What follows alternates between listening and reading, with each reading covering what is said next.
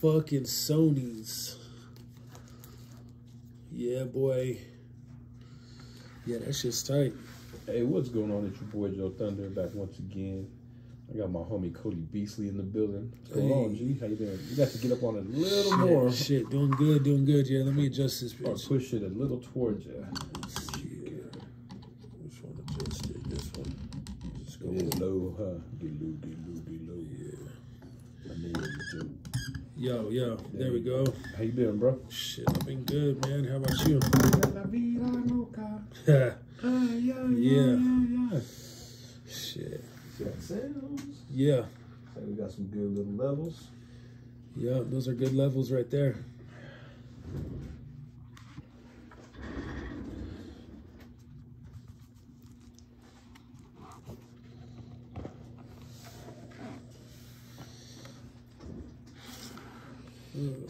What should we angle with Yeah, this? so yep. Is it good this way? Yeah. Huh? Yeah, you can do it like that. Ciao. Perfect. Yeah. Damn. Smoking with Joey T. Hard sometimes. Watch this. Yeah, this shit's funny, dog. So, you know that fool Kyle that used to work with fucking, with that fool Shoe at Art with Heart? It sounds like Kyle Thomas, that little Mexican fool. I told him I was coming to do your podcast tonight, and he's like, he said he used to always call you Joe Fabulous. You know that fool? I can think of. Yeah. He's all Joe Fabulous. He's like, oh shit, man, JoeThunder. Yeah, I know that fool. He's like, I used to call him Joe Fabulous. He worked at Art with Heart when Shoe worked over at Art with Heart. Where's Art with Heart? Oh, okay. It's in Aurora. Remember? Oh, okay, it's by like the off of Iliff and across from Five Guys. Yeah. That was a long ass time ago. Long time ago. Yeah. I remember like some little Asian fool and the owner. He's got glasses and shit, little gold tooth. I don't know if he had a gold tooth back then, but I wonder if that's one that Shoe tattooed. He tattooed some dude from there. Anyway, that fool was showing you love. Nice. All right, you ready? Yep.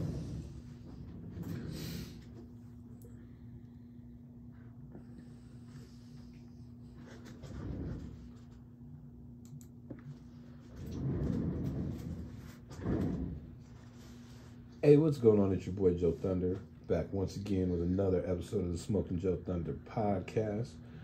Real quick shout out to our official sponsors, Be Good Dispensaries over there on 11 West Hamden. I didn't like that. That's looking. Hold on.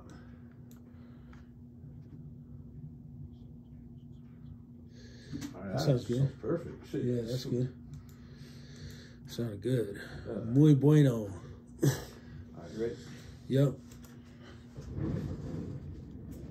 Hey, what's going on? It's your boy JoeThunder back once again with another episode of the Smoking JoeThunder podcast. Bring you the freshest and deafest and all that dope shit of the culture. You know, hip hop, weed, you know, all that good shit. Real quick shout out to our official sponsor, Be Good Dispensaries, over there on 11 West Hamden in Inglewood. And if you're up north, you can find them on 120th across the highway from Boondocks.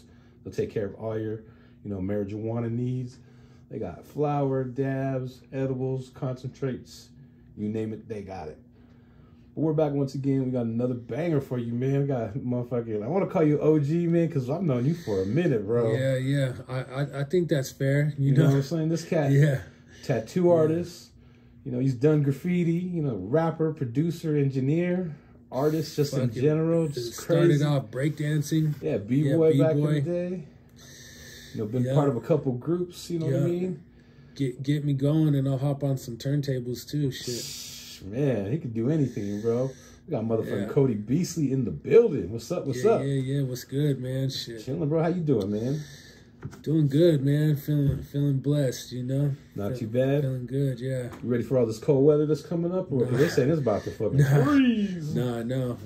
You know, it's crazy, man. I was just at work tonight and the homie has a homegirl who works over at Ann Shoots, and they're talking about how they're trying to find some shelters, bro, for like people in Boulder and in Denver because motherfuckers will freeze to death out there. Legit, like the temperatures are gonna be that low, so they're fucking like kind of panicking, trying to set up spots to send all the people. You know, we got mad homeless fucking individuals out here these days, and so. No, for sure. They were saying on the radio that they're actually opening the Coliseum to try to give a lot of people places to stay, because it's supposed to be cold as fuck, bro. Fuck yeah, below zero with fucking -50 wind chill. It's fitty.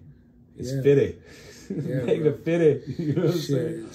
Hey, if I don't have to, serious. bro, I ain't going outside. I ain't gonna lie. I got a little bit of weed. I'm supposed to be working, but I'm like, who the fuck is gonna come get tattooed in fucking, we see. Well, it's warm when you're inside. It's right. warm when you're in the car. You know what I mean? Once it True. gets heated up, you're cool. I got that auto start too, so Right. So how you been, man?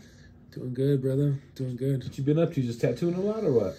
Tattooing a lot, doing the good dad gang shit, taking care of my daughter, getting her going on the arts. She just that's dope, bro. She's in kindergarten, just won Artist of the Month this last month. Fuck for school. yeah, that's dope, bro. Shout out.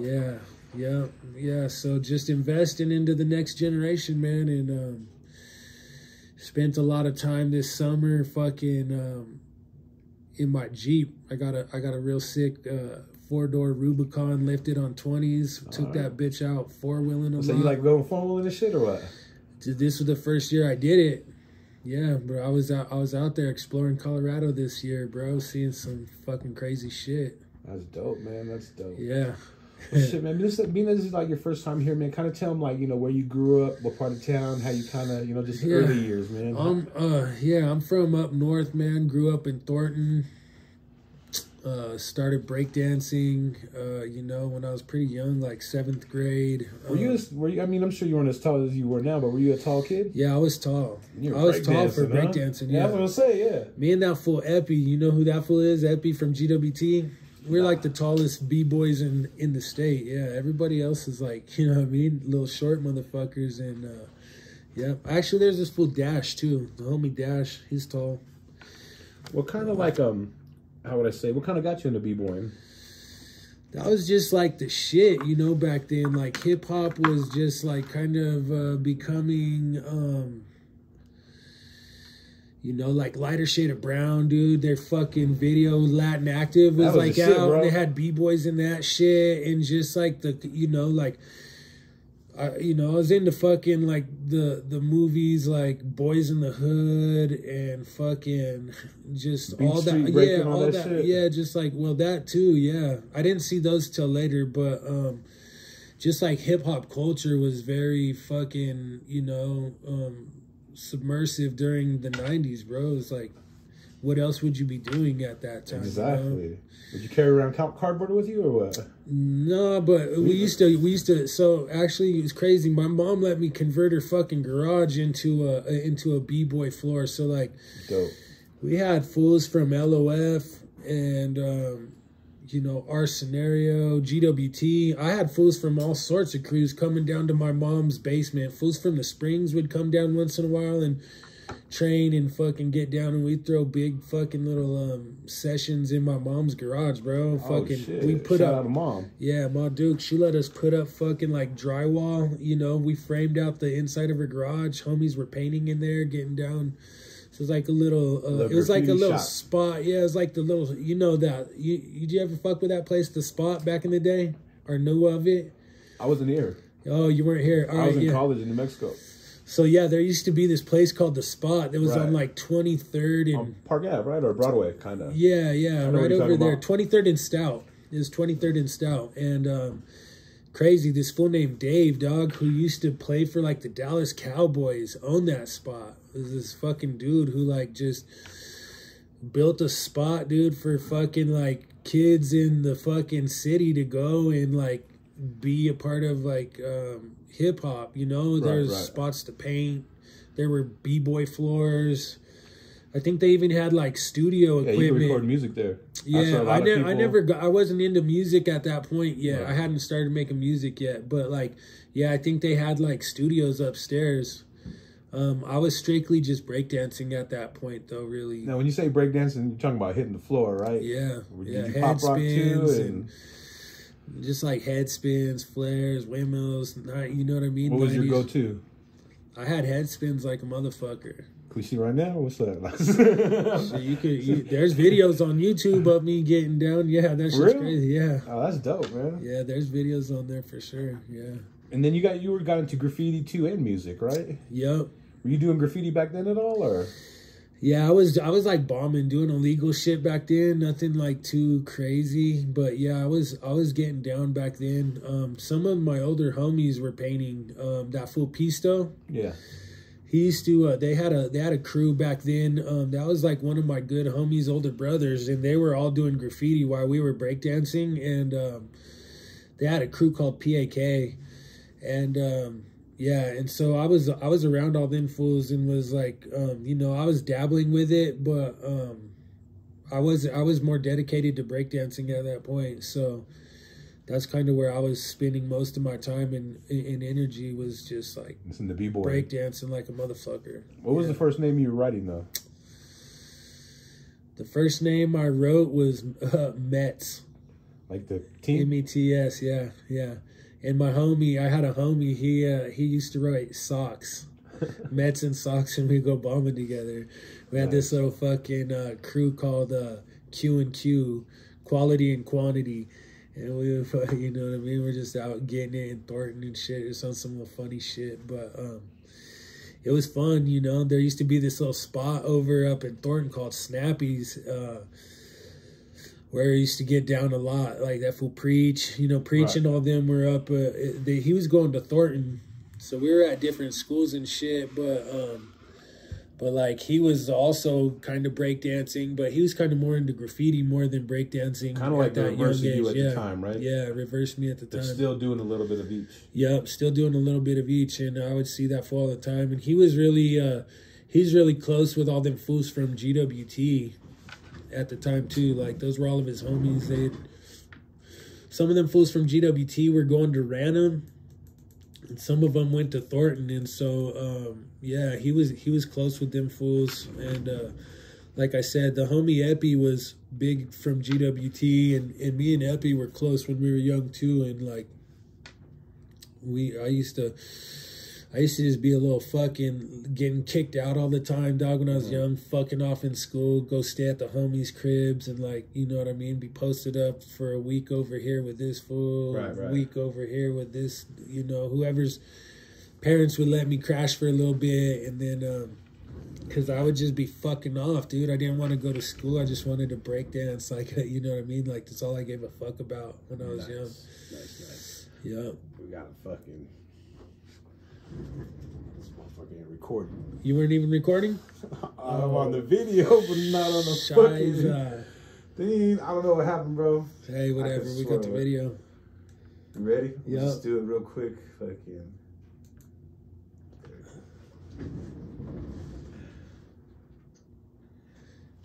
Yo. Hey, what's going on? It's your boy JoeThunder, back once again with another episode of the Smoking JoeThunder podcast. Real quick shout out to our official sponsor, Be Good Dispensaries. I don't know if you like that right there. No, I'm just playing. But you can find them on 11 West Hampden in Inglewood. And if you're up north, they're across the highway on 120th, across the highway from Boondocks. Check it out, man. We got a motherfucking banger for you today. You know, we're bringing you the latest and greatest in hip-hop, you know, cannabis, graffiti, rap, singing, lowriders, chicks, all that crazy shit. You know what I'm saying? We got a banger for you again today. Like I said, this cat, I don't even know where to begin with. We had a good little introduction already, you know what I mean? Yeah. This cat, man, fucking, he's a tattoo artist. You know, dabbles a little here and there, graffiti in the arts, you know what I mean? He used to do music back in the day, and actually brought an unreleased album with him today. I did. You know what I mean? It's got some good shit. You know, motherfucking shit kicker, shit talker, you know what I mean? Crazy ass motherfucker. Yeah. We got Cody Beastly in the motherfucking building. Yeah, that's what's up. How you doing, brother? Shit, doing good, man, doing good. Not too bad, right? Yeah. I just like that little warm up right there. Yeah, it was good, man. You know, get all the Hey, we still got it though. That'll be the uncut, you know what I mean? That'll be the man, you know what I'm saying? That's that intro shit. Yep. How you been? Yeah, doing good, brother. Doing just tattooing, good. Right? You busy all the time? Tattooing, yeah, I've been really blessed, man. I'm working out at a White Lotus up in Centennial. Shout out to the White Lotus tattoo crew, man. All right. Yeah, getting down with a lot of heavy hitters. working at a really nice fucking high-end shop. How long you been tattooing, man? It's been a minute, right? Yeah, probably like 17 years collectively. Yeah, it's been a while, bro. You still love it? Yeah, I love it more now than I did. You know, I loved it for a long time, and then kind of like when my daughter was born, kind of like lost a little passion for it, and then kind of was doing some different shit for work, and then went back to tattooing full time, and just like got back into it, and like reinvigorated and refocused on it, and yeah, now I'm just all in. Yeah. I think it's important, you know, for my daughter to see, like, I can't be telling my daughter, like, oh, you can be whatever the fuck you want to be and, like, follow your dreams, but, like, I'm not going to do that myself, you know? Right. Like, you could tell your kids or you could show them, right? And, like, you could show them better than you could tell them. Right. We gotta lead by example. Everyone does. Yeah, and like I said earlier, man, my daughter is in kindergarten right now, and she just won Artist of the Month, so she's already, like, you know what I mean, on it. All she right. gave me this tattoo right here, this little fucking ice cream cone. All right, for real. Damn. Yeah, bro. When she was 4, bro. Damn. Yeah, she's no joke. She ain't playing, huh? She's gonna be a Nah. You know what's funny is like the homies. I was over at Thick as Thieves not too long ago, and they got a couple female artists there, and I took my daughter with me just because I knew the homegirls were over there. And she was telling them, like, yeah, I'll probably be better than you guys by the time I'm 10. You know, just like prodigy, all confident, giving no fucks. That's wild. These kids learn quick, man. Dude, and they pick some of them pick shit up like. But the homegirls over there are getting it. Fucking Erica over at Thick as Thieves, yeah. She's doing her thing. Shout out Erica. Have you seen that little, it's not like a meme, but it's like, I've been seeing it the last couple of days, but it's some running back. And I want to say he's like a freshman, but he got a mustache and look like a straight. I don't think so, straight older dude, but he's like a freshman already killing it. You know what I mean? But yeah, these kids nowadays, man.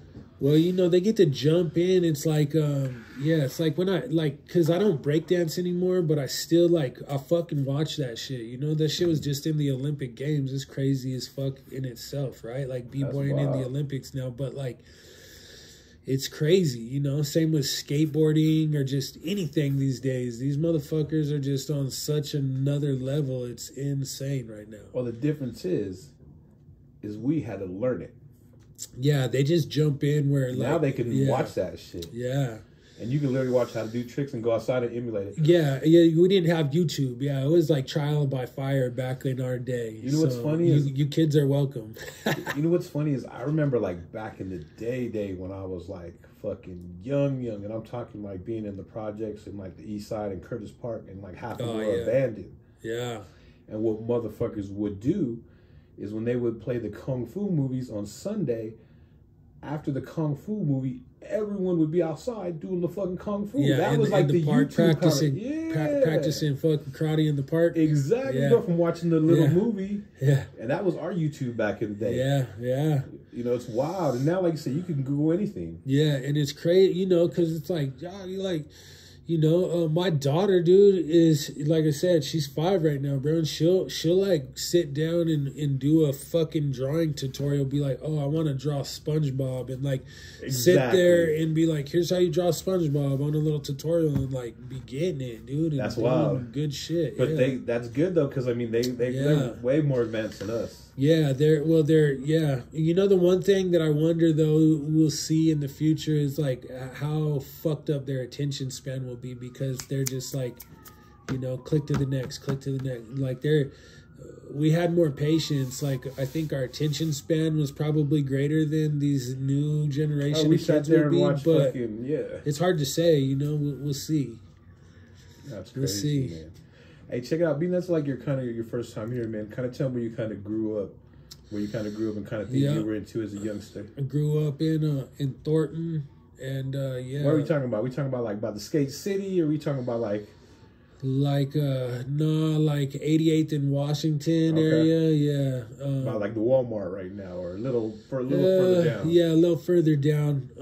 I really grew up right by Skyview High School, which is like 88th in York. Okay. Yeah. And yeah. Anyway, but yeah. So was that across from the Mile High Comics, the old one? Yeah. Mile High Comics was right there. Yeah, dude. That's how fucking long ago that was. That's crazy. Yeah. That's been a minute. I've forgotten about that. I just remember that back in the day. Yeah, Mile High Comics was over there, but yeah, you know, like we were saying earlier, hip hop was just huge in the '90s. So I first started off with breakdancing. Just breakdancing. What was your breakdancing name? Do you have a breakdancing name? Yeah, my first breakdancing, my first b-boy name was there you go. Code Rock. Code Rock. Okay. Code Rock. Yeah, Code Rock. Code Rock in the motherfucking building. Yeah, everybody's calling me Code Rock, and yeah, man, I was just dedicated as a motherfucker to that. I gotta say, and I had some homies who were older than me, like one of my good homies I was breakdancing with, his older brother and his homies were all graffiti writers, so like I was exposed to graffiti and used to bomb and shit some too back then. Yeah, but just living hip hop. So you were kind of like getting like, because back in the day when we would do hip hop, you would try to do everything and whatever you were good at. Yeah.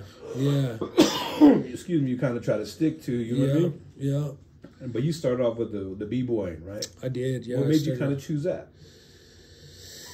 You know, I don't know. It was just like I had a couple, like, so this little homie Ark, this dude Eddie, he was from GWT. Him and his brother Screamer were like from up north, and I don't know, I just seen that, and like I was saying, like I seen that b-boying, I seen breakdancing on that Lighter Shade of Brown fucking video, Latin Active, and like I just liked, I don't know, I just was like, whoa, I don't know what the fuck this is, but it looks tight, you know, like I want to dance like that. And just started like trying shit, just, you know what I mean, was like hollering at the homies who I went to school with who could breakdance. Actually, there was this dude named Moses, man, shout out to homie Moses. Moses, dog. Moses, I used to fucking trade this fool like lunch money sometimes for b-boy and fucking tips, yeah, he would lessons. He like taught me how to windmill and shit. Yeah, bro, I was like dedicated. And then the homie Moses, dog, ended up in like 9th grade, dog, fucking going to jail, bro. He fucking killed some kid at a fucking Halloween party, bro. Like was at this shit's crazy, bro. I don't remember. I think I was like 7th grade at the time, dog. And like I said, I had a couple of older homies who were in high school, and we went to this party, and this fool Moses, it was at his sister's apartment. It was over in Rotella Park, and yeah, dog, and some shit popped off at the end of the night. There was like some TCPs. There used to be this gang over in fucking Thornton called TCP. I don't know if you ever heard of these ones and shit, but like a bunch of like Mexican cats. They had their own little set up there.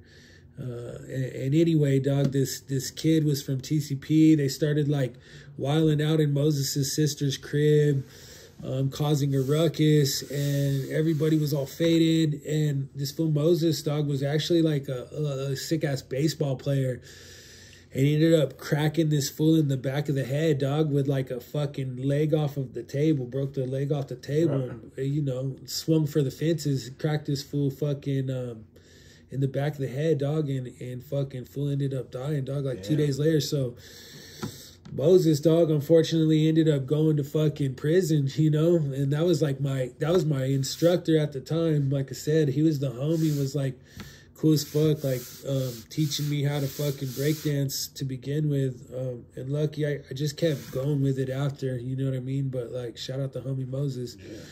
Fool got out, you know, later on. I think he did like 8-9 years though, you know what I mean. Fucking I don't know if he did a manslaughter charge on that, you know what I mean? Anyway, but that's some crazy shit. For real. You're only gonna hear that story right here on the Smoking with Joey T, you know what I mean? Yeah. So would you say you were taking b-boy seriously right off the bat? Yeah, immediately I just wanted to fuck with it. And I think that, so there was this other spot up in Westminster. They had this little dance thing cracking at this rec center called Friday Night Live. And like, I would go there too. It was just on Friday nights, and like if all these kids that would go there, like everybody was just learning to break dance, and there would be b-boy battles there, you know what I mean? And so like, yeah, we would go to Friday Night Live on Friday nights and fucking battle there. We would go to the spot downtown and practice during the week at the spot, you know. Shout out to the homies from LOF, GWT. I used to be a part of a crew called Our Scenario when I very first started. You know what I mean? With some older cats who were like recruiting all of us young motherfuckers, and like, you know, shout out them. They used to let us get, you know, them fools were in their like 20s, dog. You know, right. We were like fucking 13, 14. These fools would be getting, you know, we'd be kicking with them at their apartments. They'd be getting us fucking faded, yeah. Faded. We've heard that quite a few times. The homie Emilio, dog, this fool was always like dating strippers and shit, and we would always be over there, you know, like fucking seeing these fine ass stripper bitches the homie be fucking with, and like, you know, we're young as fuck, so just loving it, you know what I mean? Like, yeah, shout out the homies, yeah. Yeah. Who were you kind of running with at this time? Well, right when I was first getting into it, I was fucking with Our Scenario crew. And that's how I like got close with that fool Epi I was telling you about from GWT. He was in Our Scenario to begin with too. Our Scenario was like an intro crew, you know what I mean? Like they would take in a lot of young motherfuckers, and they were older, and like they had already been b-boying for quite a while, so like they would teach you shit, you know what I mean? Right. But they kind of would take anybody in. But you would only spend like X amount of years with them and get a little older and be like, I'm gonna break off into some other shit. You know, everybody did. Like one of the homies went to GWT. Like I said, Epi went with those fools. I was getting down with the homies from LOF for a while. You know what I mean? Yeah, the next fool after Moses, who I like really like latched to, was this fool named Lewis, and they used to call him Mad.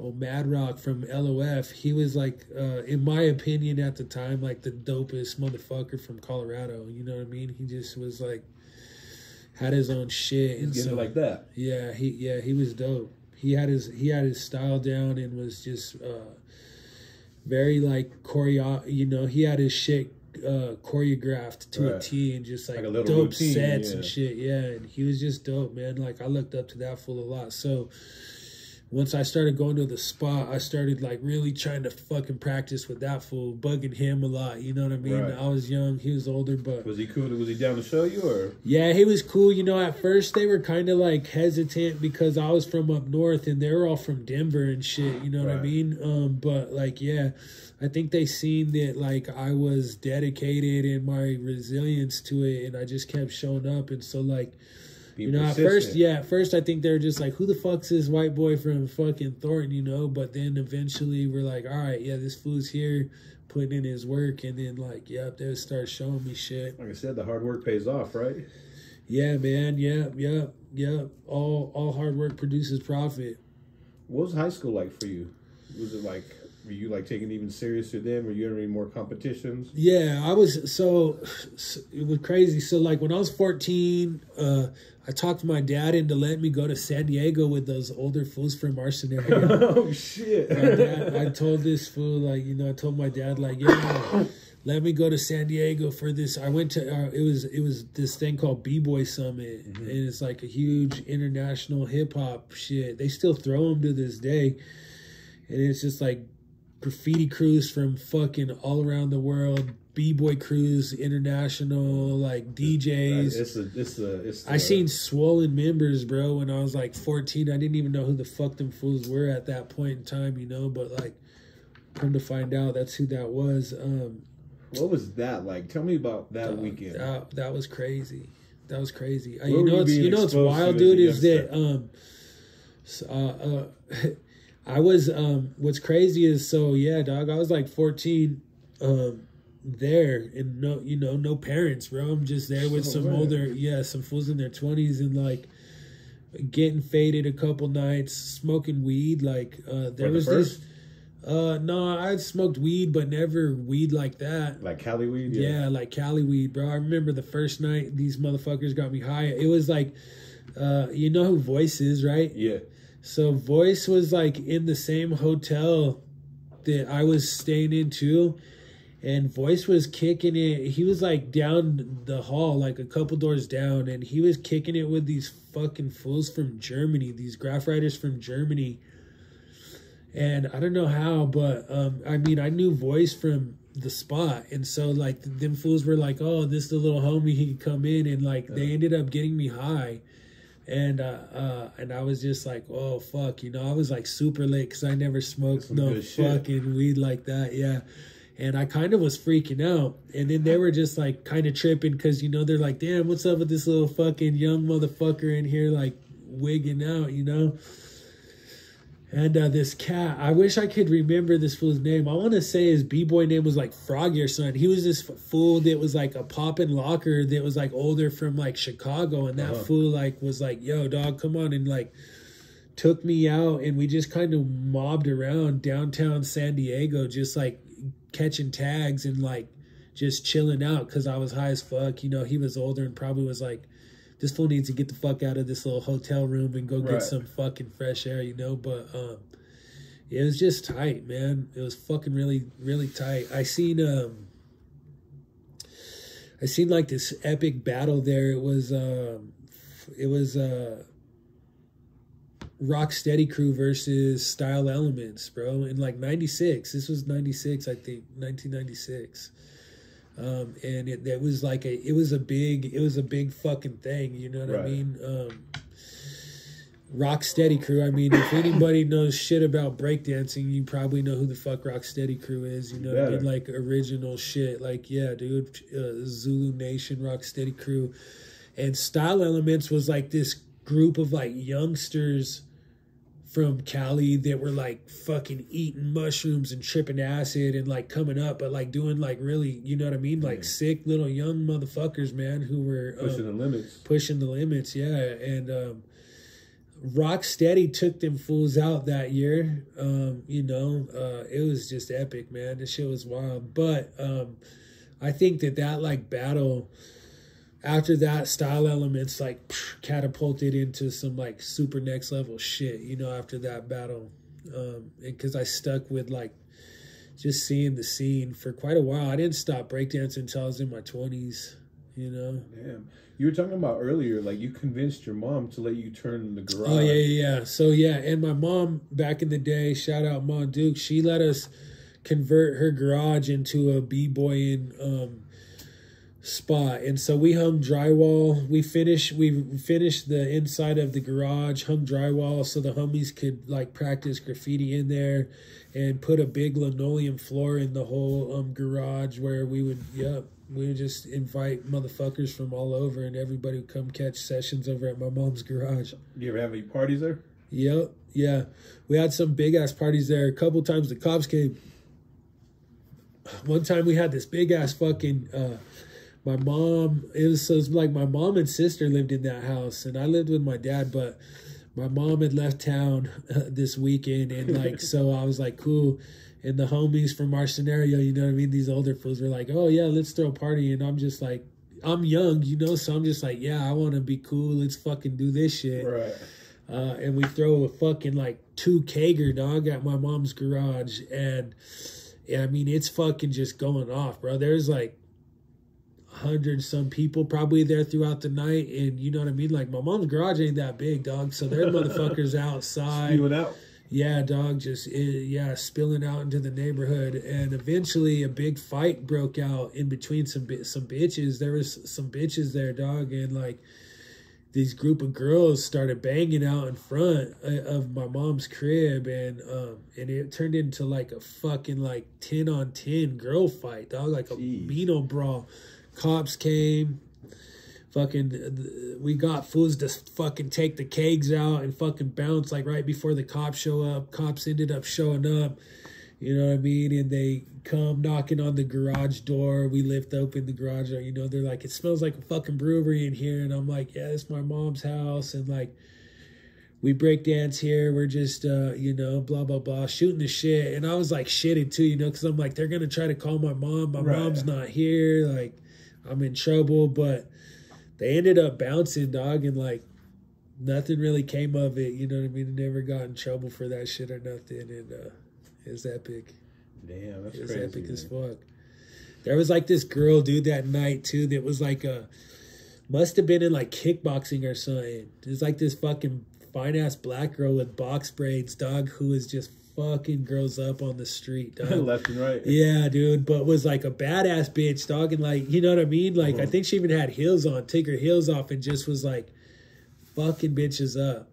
Yeah, shout out that girl. I don't remember who she was, but I was like a youngster, you know, and she was like probably like 19, 20. I was like 13 or 14 at this time. Youngster, bro. Yeah, causing mayhem up in Thornton, bro. And then you said through B-boying too, you met Preach, right? Yeah, shout out. Yeah, R.I.P. Preach was the homie. Yeah, we were so. Me and Preach, dog, always had a fucking crazy relationship. Just because he was like the lead motherfucker in his little group of homies, and I was like the lead motherfucker in my little group of homies, and so like. Him and I were always cool, but also at times on opposite ends. You know what I mean? No, yeah, like, get it. Yeah. But we were always cool, man. It was weird. Like there would be times where him and I would have like weird little animosities towards each other, but like one time he was battling one of my homies in graffiti, and it got into some shit, and like my homie went into. This is crazy. Preach was working at a spot in the mall called Mr. Rags, bro. It was like this fucking clothing store, yeah. Mr. Rag.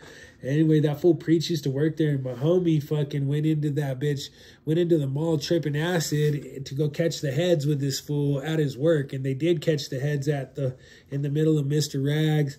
Oh, shit. Caused a big old fucking ruckus, dude, and so, yeah, there was like turmoil, and that at the time, my homie's name was Just. That's what he used to write, Just, and him and Preach were going at it, you know. And I'm like, Preach was cool. Whenever I seen him, he's the homie. I'd see him out a lot because he'd be slinging pills. I was slinging pills, and like, you know what I mean. We were just always on the same shit, on the same crowd. Yeah, but just from different fucking sides, you know. But yeah, and then one night, man, we were at a fucking rap battle, and one of Preach's homies was battle rapping some motherfuckers, and it was like me, my homie Just, and a couple other of the homies, and Preach and Coz were there with their homie, and it was just those three, and their homie beat this fool in a battle rap, and the fool that Preach and Coz's homie battle rapped against, like, was there with a gang of motherfuckers, and they were, like, tripping. And so Preach came up to me and the homie Just, even though they had beef and fought in the fucking mall, and was like, hey, dog, these fools are about to jump us. You fools got our back or what? Come on, we're all from fucking up north. Like, what's good, you know? And so we were just like, yo, I respect that shit. And so we got their back, and we brawled that night. Fuck these fools up, dog. I mean, let some motherfuckers have it. Shout out my boy Coz, dude. Fucking, you know what I mean? Is he getting them or what? Yeah, he got some fools, dog. He got some fools. I'm not even gonna put the specifics out there, right. But you know what I mean? Yeah. So did y'all kind of become like cooler after that? Yeah, after that, all the fucking beef was squashed, and like, yeah, we kind of like united as like the motherfuckers from up north that point. Yeah. Then it was like, all right, cool, we're all from up north, and and then we kind of started kicking it with them fools, and then my boy, you know, later on I got with Concept, and Concept and Preach were homies too, and so like that kind of also bonded us together. How'd you meet Concept? I was fucking some bitch. I was fucking some bitch and selling pills. Like back when I was like 17, 18, I was selling fucking mad ecstasy pills, bro. It was like, I had a plug, you know what I mean? Who was from Cali, who was bringing in fucking tens of thousands of pills, bro. And like, hooking him up. Oh, just throw them to you. Yeah, and say, bring me dog. back. Yeah, he'd break me off like no shit, like 1,000, 2,000 pills, and be like, you and me and my homie Just. He'd be like, you guys owe me $6 a pop, and we were selling them for like 20, 25 a pop, bro. Just like all day. Fucking yeah, dog. I was lit. I had my own apartment. I was like 16, 17, had my own spot, had a brand new fucking Jetta. I was fucking doing it, dog. Yeah, me and the homie, a couple of the homies were doing it, but as all good things go, you know, it wasn't long until the fool we were getting the pills from got indicted, bro. Got caught up in a little RICO case, you know what I mean? Got caught up in a fucking drug ring from Cali. But we ran that shit for a while. Anyway, dog, that shit was dope. That was a good little time in life. That was a good little time. We're talking about, how'd you meet Concept? Oh yeah, so that's where I got off that tangent. So when I was slinging pills, I started fucking with this bitch, and she had some homies that were like pushing pills a little here and there. It was them fools. It was like Concept and a couple of his homies, and so she knew that we had the plug, and so we kind of just started working with those fools. You know, like, oh, you fools sell pills, like you sell them for us. We fucking whoop-de-whoop. And then I found out, so by that time I had started freestyling. I started rapping, and then like Concept and his homies all rapped. And so we started like doing business together, slinging pills, and then like just started catching fucking, you know, like ciphers together. We would just like link up and like party with bitches and fucking freestyle. And yeah. So that's how I met that fool, was through some broads, some little breezies. Was ATR already formed then, or no? Was that something that you ATR wasn't yet. Yeah, thought of yet? No, that fool had his own little. That fool had a crew called Hyperthesis. Him and his homies had a little crew, and then me and my homies, we had a group that we put some tracks out back in that time too. It was like 16, 17. We had a little crew called Scientific Serpents. It was like our little rap shit back then. Scientific Serpents, huh? Yeah, and we're just on like some like gravedigger shit. You know what I mean? Just like some evil fucking like evil shit. And how do you guys choose that path? Probably drugs were influential. I think I like started listening to like heavy like East Coast hip hop, like started hearing like Wu-Tang shit and Gravediggers, and just was like, oh, this is it. You know what I mean? Was just like, this is it. You know, I started like fucking rapping along to like Wu-Tang fucking verses and shit, and just like being like, I want to do this, you know what I mean? Like, this shit's tight, I want to do this. And then it's kind of started like that, you know, just started writing raps, freestyling, but just like, I don't know why, I always liked that East Coast shit, you know what I mean? Like when I was young, just like really fucked with that East Coast sound, heavy. What are some of your favorites? Besides the Woo. That was like my, like when I was like first getting into it, that was like my pinnacle shit, you know what I mean? Wu-Tang, fucking I fuck with all that shit. Gravediggers, Wu-Tang, Tribe Called Quest. You ever fuck with Boot Camp? Yeah, Boot Camp Click was fucking big back then. Yeah, Boot Camp was sick as fuck.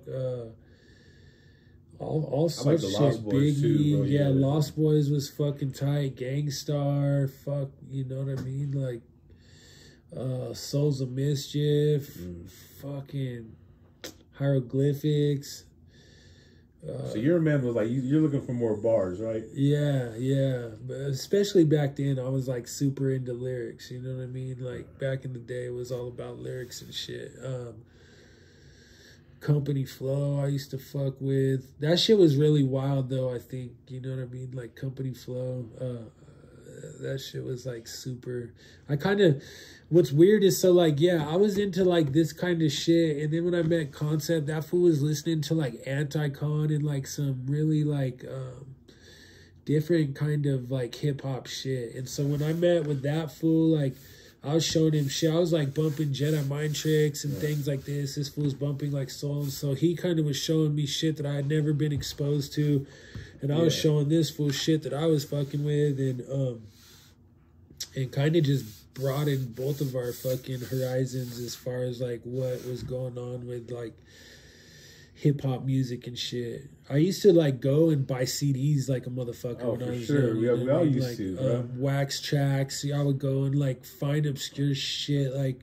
Just go about through the used shit and all that stuff. Yeah, I remember like buying like shit sometimes too. Like I bought this album from these fools called Old Dominion. Did you ever hear them fools? I don't think so. Old Dominion. Yeah, they were pretty tight, and like I can't remember. I want to say maybe they were Chicago or something like underground, but like they were dope. And like I didn't know shit about it. I just bought it because the album cover looked tight and it had like graph letters on it. So I was like, I'm gonna give this shit a. You usually do it, right? And yeah, exactly. Like fools have like like credible graffiti or something on their cover or something. Then you're like, they know something. You know what I mean? Right. Because. If you see some little like toy ass wax shit, you're like, yeah, this shit ain't gonna be hitting for sure. But hell yeah. Freestyle fellow shit, man, yeah, bro. And was Concept rapping at this time as well, or no? Yeah, he was rapping, but he was on some way different shit. Like I said, he was like listening to like Anti-Con and like on some super fucking. Like lyrical, metaphysical type shit back then. Lyrical, lyrical miracle shit for sure. Yeah, was cool. Me and the homies, like I said, we were on some like fucking demon rap shit. Right. Yeah. How did y'all like kind of come up with the idea to form ATR? Do you remember that? So. I was making beats and I was kicking with those fools, and then a couple of the homies that I was getting down with, like that Scientific Serpent shit, we kind of just combined their crew and our crew together, and that's how American Trash Republic came about. Yeah, it was like American Trash Republic is deep as fuck. Yeah, it's not just like a little group. And it was like all of us like kind of influencing each other, and so kind of changed up all of our sound too, you know what I mean? Right. It was like, ATR was, we were deep as fuck for a holiday. Was ATR, American Trash Republic, was that the original name? Yeah, American Trash Republic. And then the MCs were you, Concept, and Scully B, right? Concept, Scully B, There's a couple other people. The homie Victor. Yeah, okay. Yeah, he used to go by Unison. Yeah, it was originally us, but then we had like other homies that would like get down and shit. But yeah, and then we had a big like following of fucking little cronies and shit that were just out, and doing fucking dirt for us and like, just down with the cause. For real. Yeah. And how did you guys meet Skull Bludgeons? I grew up with that fool. He's from up north too, and so like, yeah, man, that motherfucker. Came to school in like 7th grade with he started going to school, or I went to school in like 7th grade, and that fool fucking used to trip me out, dog. I always used to tell this story. So like when we were young, dog, you know what I mean? We were in like 7th grade, and all the little, I'm used to all these motherfuckers talking high-pitched voices and shit, and like, a bunch of us young bucks, we ain't even hit puberty yet. And like the teacher calls this fool Elijah Skinner. Oh, Scully B's actually fucking government alias Elijah Skinner. And she's like, Elijah Skinner, and this fool got a deep ass voice. So here. And I'm like, what the fuck? You know what I mean? And just like was like, I need to fuck with this fool. This fool had like a mustache in 7th grade, deep ass voice. And he was always like dipped out in like dope ass like Adidas like b-boy gear too, you know what I mean? Like the b-boy pants and like the Adidas Sambas, and he would have like tribal gear shirts and shit. So I was like, fresh shit. Yeah, I'm like, damn, who's this cat? You know what I mean? Coming out of nowhere. And so I ended up linking up with him, and me and that fool just kind of clicked up too and just started getting it. We started rapping together. You know, he was breakdancing a little bit, but he didn't fucking breakdance too much. He was pretty sick at the graffiti though back in the day, like illegal bombing shit. Mm-hmm. He was never good at like throwing up pieces and shit, but he had some sick fucking bombing styles, man, and like fucking toss-ups and shit. And I used to go paint with him for a while too. We painted for a while together too back in the day, and yeah. Where were you guys hitting? Like mostly up north? Yeah, up north. Me and that fool would come down to Denver a lot of times too, though, and like me and that motherfucker would like pull the old he's gonna stay at my house, I'm gonna stay at his house shit, right, and just run the fucking streets all night. Yeah. Did you guys ever have any close calls? Yeah, hell yeah. Yeah, a grip. Yeah, me and this fool we had some just fucking fucked up missions, dude, sometimes, you know what I mean? Like, definitely got chased down by the cops a couple of times. Yeah, that one time me and that fool were like ditching school with the homies, getting faded. We're like 14, 15, and we're like partying out in this field. And I used to just be a fucking dummy, dog, you know what I mean? Just like, I'm gonna show out. And like, we had bought a bunch of like 2 liters of fucking like McCormick's vodka. You know, that's the worst. Yeah, terrible rip gut shit. And that shit'll fuck you and we're up. out there with the group of these other fools that are from this other little, like, I think some of Preach's homies, but I don't think Preach was there that day. But they used to like try to rap, but you know, I was always like, fuck these fools. I never really fucked with them. But so we're out there like ciphering, like kind of battling each other. And I'm just like being dumb, dog, like showing out. Like, I'm gonna fucking slam fucking this McCormick's way harder than anybody. And how old are you? I'm like 14, 15, and then fucking end up going to the hospital with alcohol poisoning. Almost fucking died. Sure. Yeah, I did that died shit. from Like, that shit. not Stupid. even that shit, bro. Like, as an adult, what we would do is we were broke. So we would get a 5th of McCormick's and we would put half of that shit in 2 drinks. Ugh. Slam that shit. By the time you get in the concert and you get to where you're all bit, you know what I mean? So I can imagine. Yeah, I was fucked up. I drank over a liter in like probably like 10 minutes.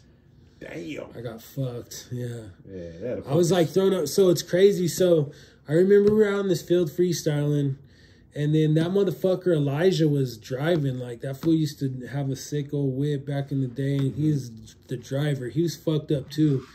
And like, we were at a gas station. I didn't know at the time where the fuck we were at, but I just remember hearing this fool like fighting with somebody, you know what I mean? And I'm like slumped over the fucking passenger side of his car, right? And I'm like throwing up blood on myself. And there's like some bitch like petting my head, being like, just hang in there, the ambulance is almost here, like hang in there. Nice. And like, I don't know why, but for some reason at the time, I felt like in my mind I was like thinking like, damn, somebody shot me. But I was fucking just throwing up blood on myself, but I couldn't even like lift my head up. I was so fucking faded. Right. You know what I mean? And my stomach was eating itself, so I'm like throwing up alcohol and fucking blood. And so I'm like in my mind like, yo, this fool Elijah's fighting somebody and they fucking shot me or stabbed me or I don't know what the fuck's going on. You're just tripping. Come to find out, yeah, dude. Then I like pass out and then I fucking come to and I'm in the hospital, fucking handcuffed to my little gurney. And, you know, they're like, oh, you have alcohol poisoning. They're like pumping my stomach, fucking putting a catheter in my fucking shit to drain my bladder. My dad shows up. I'm being a dick to this fool, you know. I'm like telling him, get me the fuck out of here, talking shit to him. So this fool's like, fuck this fool, take him to detox, you know.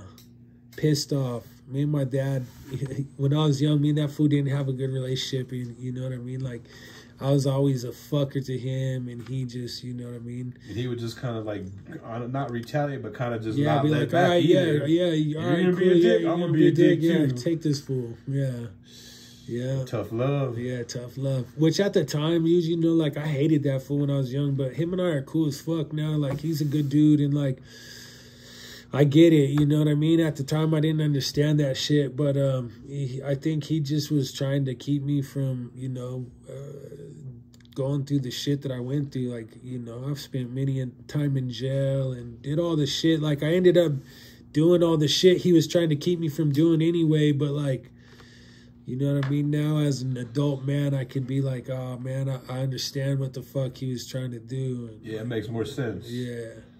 As a kid, I was just like, fuck this fool, he's a dick, you know?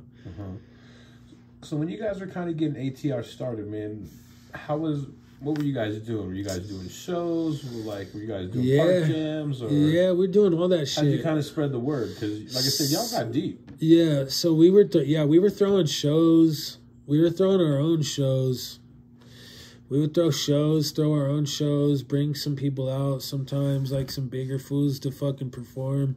Because the homies were slanging, and so they had fucking money, you know what I mean? Some of the homies in the crew were like getting it, and so they would be like, cool, we'll pay to bring this motherfucker out, and we'll open up for them, and they'll headline, and we'll make money, and blah, blah, blah. So we were doing that. That shit helped our fucking cause a lot. And then, yeah, we would just show up at, like, parties, you know what I mean? We'd see fools like Dent and fucking Maine and just other fools from fucking, like, Denver that were rapping in the hip-hop scene and, like, catch ciphers with motherfuckers and just started popping up all over, just showing out. Did y'all have a crib in the north side right there? Yeah, off of 24th and Irving. Yeah, the ATR house. Yeah, I kind of want to say I went to a party there one time. I'm sure you did, yeah. Yeah, it was all graphed up inside there, dude. Yeah. Like, fools were painting in there all the time. And, yeah, it was tight. That was a sick fucking house, dog. That was the ATR frat house, bro. What was that shit like? What was that life like? That was wild. Yeah, that was pretty lit. Yeah, that was a fucking fun time, dog. Like, parties all the time. Partying, a lot of slanging drugs. Yeah, selling drugs, graffiti, bitches. Yeah. All the fun stuff. Shit. Yeah, partying. You know what I'm saying? Hey, who were some of the guys that you brought out? I seen like a flyer the other day, but I can't fucking remember.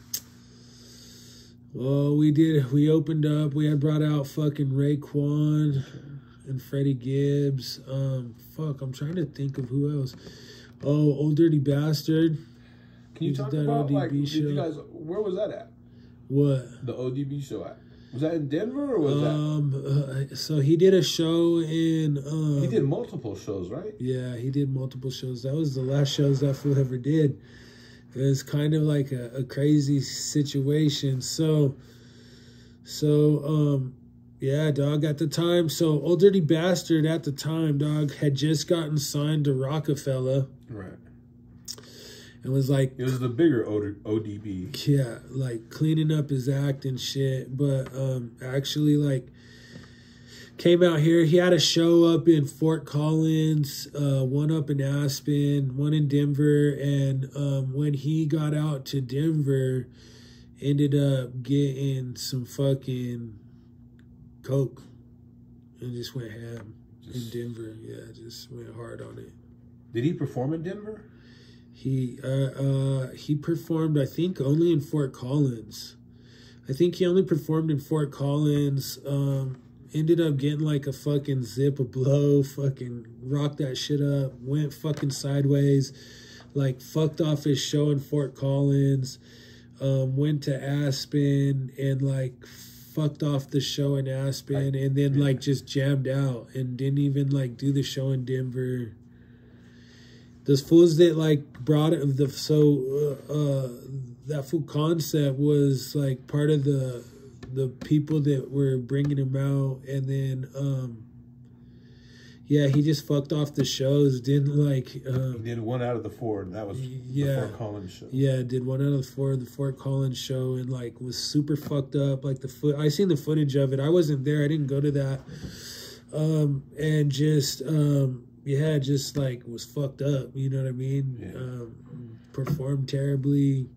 And then like fucked up his hotel room in Aspen, like just demolished that place. And then just like jammed out to DIA, hopped on a plane. Went back. Fucking went back to New York and fucking died. That's fucking wild. Yeah. Super wild.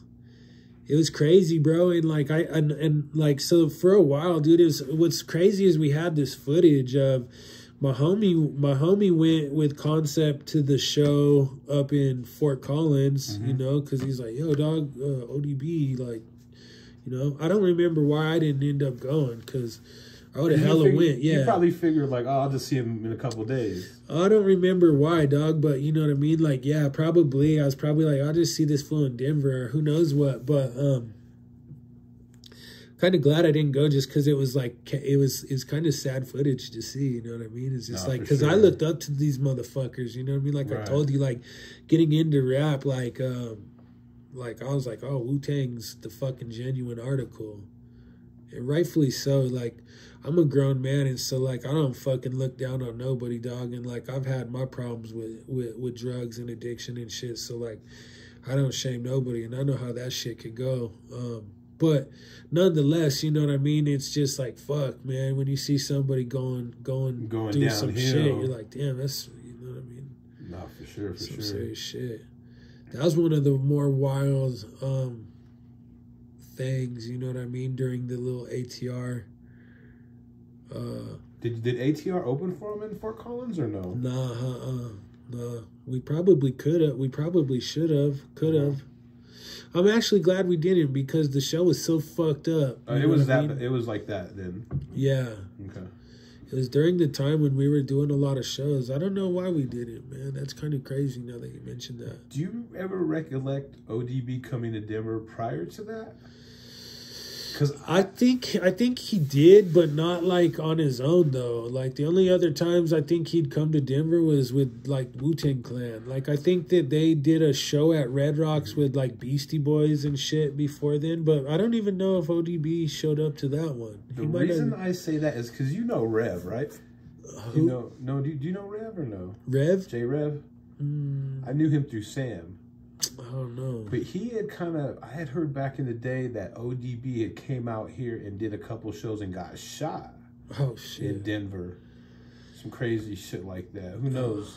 Yeah, who knows? It wouldn't surprise me, dog. And he I want to say he still performed at one of the shows. Some kind of crazy shit. Like, I mean, it's not something I can, yeah, say 100% confirm with that fool. But I mean, I want to say I heard some crazy shit. Yeah, like that's what's funny, dude, is it like, a lot of motherfuckers, like, when I would go out of state and shit, you know what I mean, to LA and shit, was especially, like, back in the day, motherfuckers would be like, oh, you're from Colorado, like, little, I think it's, like, cowboys and fucking... I don't think shit of it. Yeah, dog, but it's like, there's been some real shit, dog, and some real motherfuckers have got their fucking shit tested out here in these streets, too, you know what I mean? Like... for real, R.I.P. to Darren Williams, man, he was a Denver Bronco that got killed on New Year's, and... Fools get their chains snatched out here, like real, you know what I mean? Like, and even like on some shit at Red Rocks, like when Schoolboy Q at the Nas concert, some fool. Yeah. We had the homies popping good friend was the limo driver and got popped when that fool pulled out the fucking chopper and started shooting. Yeah, dog. Yeah. Yeah, this shit ain't no joke, man. You know what I mean? There's been a lot of crazy shit in these streets. Mm-hmm. Hey, when ATR, did you guys actually take ATR to LA? Yeah, we did. Yeah, we did. Yeah. What was that like? Because that's a whole different scene, and I can see you guys even gaining more.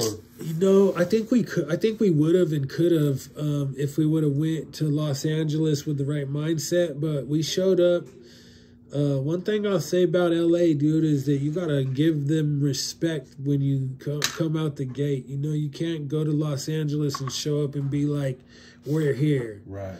You know what I mean? Like, you gotta give Los Angeles the respect. And the funny thing about LA, dog, is like, and I didn't know this at the time, none of us did, you know what I mean? Like, we're just young. We had a fucking major buzz out here, and so we thought like, yo, we're gonna go to Los Angeles and just like take this there and do the same shit out here.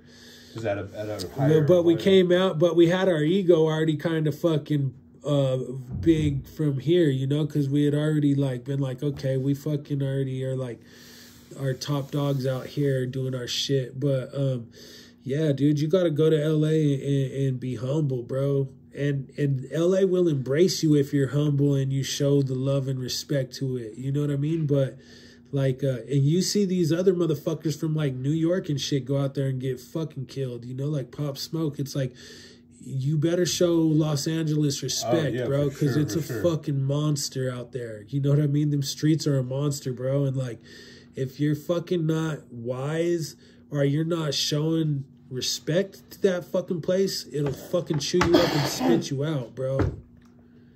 You know, real shit. So that's what I'll say about my fucking experience in LA. But living it, you know, I lived out there for a while too, and like, I love Los Angeles. I fucking love it there. I love it. I hate it. Yeah, exactly. I love it, but I hate the filthiness. Yeah, it's wild, bro. It's like weird though, right? Because it's like grimy and it's fucking beautiful. Yeah. It's both. And like all in the same little area. It's like you could go from Hollywood Boulevard to seeing like the most fucking like the most wild shit, dog. Like wildest shit you'll ever see, dog.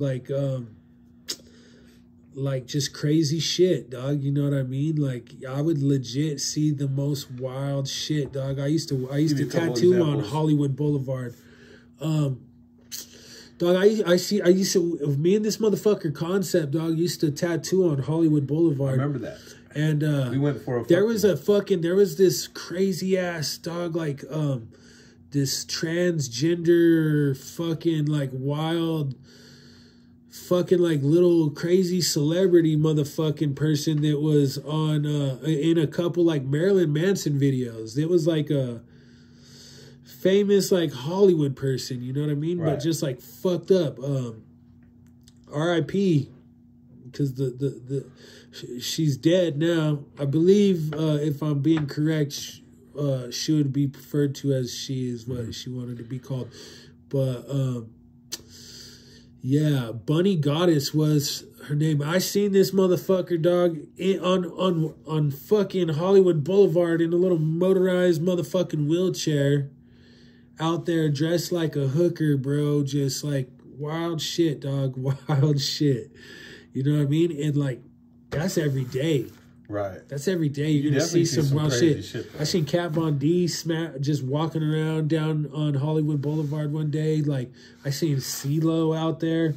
I seen Puff Daddy out there, DJ Mustard. But then also you see like the shit that I was just talking about, and like the most down and out fucking like homeless, fucked up scum of the streets, bro.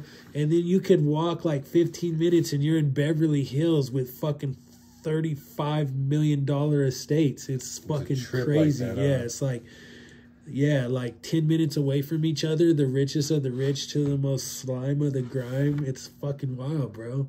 It's wild. Skid Row is definitely Skid Row. You know what's crazy is that you know what I mean? Like our homeless population in Denver right now is looking like some Skid Row shit, bro. We got tent cities downtown here now where I say what I tell everyone is like we're just 10 years behind. We're just like LA, but we're 10 years behind in everything. The traffic, the prices, the gas, the homeless. Because last time I went to LA, they were like cleaning up Skid Row. I was like surprised that Skid Row was so minimized last time I went to Los Angeles. Mansions on Skid Row that these fools had built 3-4 stories. Yeah. No, I know what you're talking about. Yeah, them fools ain't fucking around now. They got an upstairs in their shit. Motherfuckers on Skid Row like to talk shit to you too for no apparent reason. Yeah, for sure. Yeah. You just driving. Yeah, no. You know what's funny is like I was telling you when I got locked up out in fucking Anaheim, and I got let out. I went into downtown LA, and I didn't have shit. I got fucking caught up on some dumb shit. Oh, you know why? Because they let you out of jail and they fucking give you a fucking check. Like, they convert your money and put it on a check. But for some reason, I didn't have my ID or nothing. So, like, I just had a check with no fucking money. Jeez. And I'm, like, in fucking Orange County, bro. That's and I far, live in, right? Yeah, hell yeah. Like an hour away? Yeah, bro. At least. And so, like, I'm begging these bus drivers to let me ride. I'm like, I'm from LA, like, showing them, like, look, I just got out of county. And fucking all these bus drivers were being cool, like, oh, cool, like, it's all good. And then I got to downtown LA, and this fucking dick, dude, I wish I would have got this motherfucker's name. He's like this old fucking, like, Chicano fucking bus driver, dude, and he was just a dick and was just like, I don't give a fuck. Like, you don't got the 225, get the fuck off my bus. Damn. And I was like, and I was just, like, talking shit to this fool, just like, come on, homie, like, the fuck, like, this is the last bus I need to catch to get home, like, you know what I mean? I came all the way from Orange County already. Like, you're going to be a bitch. And he's just like, fuck you. I'll call the cops on you. And just like calling me, get off my bus, fucking honky, and just being a dick, and I'm just like, fuck you. And I'm like getting off, spit on that fool, and fucking dip out into Skid Row, bro. I'm like right by Skid Row. And fucking fools are just like talking shit. Fools are trying to sell me drugs, and I'm just like not having none of that shit. Right. I'm just like about to bang on fools because I'm just pissed. I just wanted to go home, like, just like was just not in a good mood, dog. Just wanted to go home, shower, and fucking be like, fuck, dog. I just did like fucking 30 days, and God damn, like fuck this shit. That's when I went and caught up with the homie. Shout out my boy King Fo, man. He was living in downtown LA in these warehouses. And I fucking went over and knocked on his little fucking door. This fool lifted up the garage door, dog, let me in. Fucking let a motherfucker have like 3 or 4 bowls of cereal. So I was in fucking county, starving, withering away, not eating shit because the food was so garbage. Gross.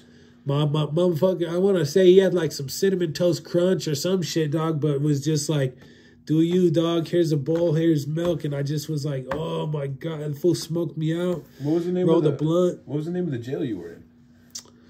I was in 2 of them. So I want to say the first one was called Theo Lacey. And then the second one I went to was called the Farm. And the Farm was crazy because it was like these old airplane hangars that they turned into a fucking jail, bro. Yeah. And they like had, but that one was tight. The Farm was tight. They like leave the doors open, and like, you know what I mean? Like it was all exposed and like in the natural elements. Yeah, dog. Like, you get that fucking California breeze, dude, floating through the fucking little hangars and shit at night. Yeah, dog. And what's crazy is, so I was a white boy, and I ran with the Southsiders. They're trying to put me with the Peckerwoods, Right. And I'm like, it was funny. I was about to kind of figure a way to ask that. Like, who do you roll with? Yeah, I rolled with the Southsiders, which was funny, dog, because right when they were putting me in, they just automatically were gonna put me with the Woods, and we're just like, nah. And they're like, well, where are you from? I'm like, I'm living in East LA, I'm like, I'm a Southsider. And they're like, all right. If you say so. Oh, yeah, we'll take this big old white boy. I was going to ask you, have you ever been to LA County? I never went to LA County. No. Never had the pleasure of going to LA County, luckily, you know what I mean? Yeah. Place you want to stay away from if you ain't paying attention up there. Yeah, for sure. The homies have all been there and shit, like, but yeah. Mm-hmm. Hey, what's crazy about talking about phone them, the spot is like those spots reminded me of just like a storage unit. Like you said, you would roll up the fucking, that was your door. Yep. And it was just like a nothing. One room, concrete room, and then like fools just build out like whatever rooms they want. Yeah, you could build it out however the fuck you want. And some of those units were sick as fuck. Like some fools had their shit built out sick as fuck in there. Yeah, you know what I mean? Fools that were like, taking care of their shit, but then you also have your fucking junkies and your fucking, you know what I mean, lowlifes. Mm-hmm. What kind of shit were you getting into in LA, man? Trouble.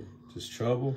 Trouble, yeah, trouble. Well, I had a couple of jobs tattooing, but boosting like a motherfucker. Was it easy out there? It seems like that shit's burnt the fuck out to me, just everything. Dude, you know what, man? That year, we fucking went stupid, dog. All the way from fucking San Diego up to fucking San Bernardino. We fucked it up, dog. And, like, we burnt it out, dude. At the end of the year, they started, like, canceling out the cards we were getting because, you know what I mean? They're just like, yeah, we fucked it up, dog. I don't even know how much boosting we did that year. Is that shit just easy out there? Astronomical, bro. Astronomical numbers. Yeah, bro. It was pretty easy. It was pretty easy. You know, I was a part of 2 hustles. One was like a cell phone boosting with the homie, my homie Pringles. He was just this little inconspicuous Mexican kid, dog, who like just was like kind of nerdy looking, but was like this mastermind, dog.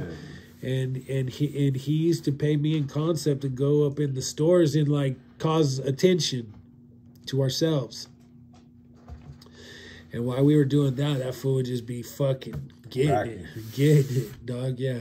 And this fool had it worked out to where he was like slanging phones, dog, that he was getting for like $300-400 a pop. This fool would be getting like 5 or 6 a day. You know what I mean? Like, that's good money, dog. Yeah, you think about it, those phones are $1,200-1,300.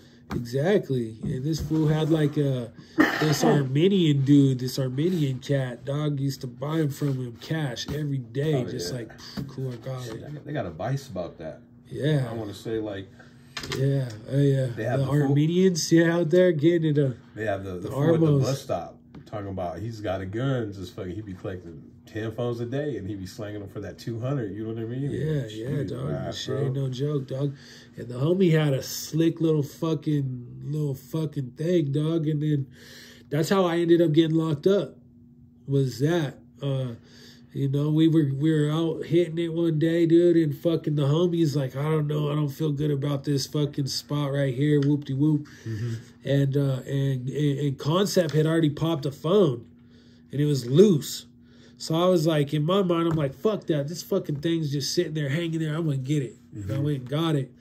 And we fucking get back in the car, and then fucking next thing I know, cop pulls behind us. Another cop pulls behind him. Another cop, and then we were just like, oh, shit, we about to get rolled. Damn. And we did. We got rolled, like, right across the street from fucking Disneyland or whatever the fuck it is, Disney World, Disneyland out there, and, like 10 cops deep, dude. Like fucking 6 cop cars, fucking guns all to us. Like, fuck, get on your knees, you motherfucker. Fucking just fucking make the wrong move and I'm gonna shoot you, piece of shit. Just like intense, bro. Like the shit you see on fucking cops. Yeah, bro. Like just out in LA, dog, the cops aren't no fucking joke. They're not. Yeah, dog. All right, this is the really craziest story I have living in LA. So I'm there for like a week, and I'm there with that full Concept. You know, I live with the homie Concept. Shout out my boy Mikey Cortez, and this fool has a little bitch that he's got running tricks for him. You know what I mean? And we have to help this bitch move. And we're helping her move. And we're in and she's moving into like this fucked up neighborhood. That's the worst. Yeah, she's moving into a fucked up neighborhood. But we get this bitch moved in, no problems, everything's cool. And then like we're bouncing and we're going through this neighborhood. Trying to think of what fucking neighborhood it was, like Pico Nuevo or some shit, dog. I don't know. There's so many fucking neighborhoods in LA. It's insane, dog. Like everywhere's in East LA, dog. It's like you got to know where the fuck you're at because all of those areas could be dangerous. Real quick, can you imagine being in LA, no internet, no cell phone, and you get lost type shit? You don't have a fucking big ass map or something. Yeah, you'd be fucked. Anyway, so we get pulled over by the cop. And these fools fucking like, it was a weird coincidence. So this motherfucker Concept like needed a new battery in his car. But it was a newer car.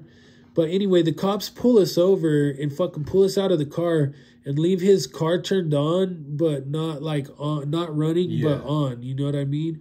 And put us in the back of the cop car. And have us in the back of the car for like a fucking hour, dude. And we're just like, yo, what the fuck, dude? Like, what do you guys want? Just like, shut the fuck up. Like, running our names, just being dicks, taking forever. And finally, they're like, all right, you motherfuckers could go. And we get in and try to start the car, and his shit's dead. You know what I mean? That's fucked up. And this fool's like telling me, like, yo, we're in a bad spot for this. And I'm just like, you know, this is like my 5th day in LA. And I'm just like, whatever, fool, you know, just like, okay, sure. And he's like, nah, dog, I'm being fucking serious. Like, we're in a hella dangerous place. And I'm like, well, what the fuck does that mean?